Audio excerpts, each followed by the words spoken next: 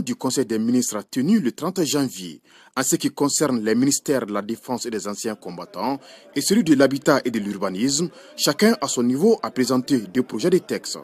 Dans le cadre de la mise en œuvre de la loi d'orientation et de programmation militaire et des réformes des forces armées en cours, la restructuration de l'armée de l'air devient aujourd'hui une nécessité pour faire face aux nouveaux défis.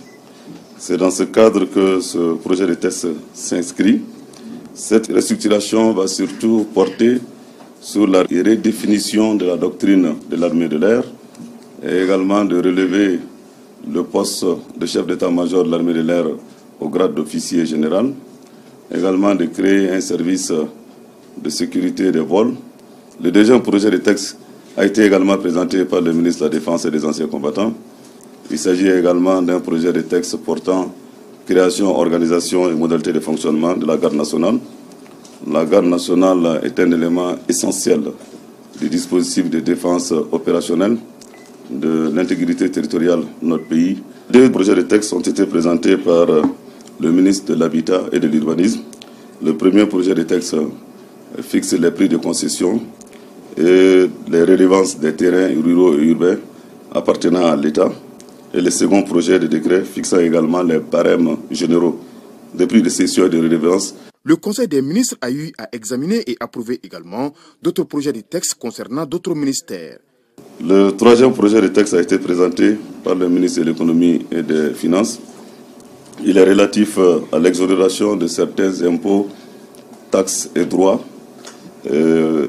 suite aux travaux de la construction du deuxième pont de Caille. Le cinquième projet de texte a été présenté par le ministre du Développement industriel et de la promotion du secteur privé. Ce projet de texte est relatif à la création d'une direction nationale des petites et moyennes entreprises. Au registre des questions d'actualité, le gouvernement se réjouit et salue l'accord intervenu avec l'UNTM. Au terme de ces négociations, 12 points étaient inscrits à l'ordre du jour. 11 points ont fait l'objet d'accords entre le gouvernement de la République du Mali et l'UNTM.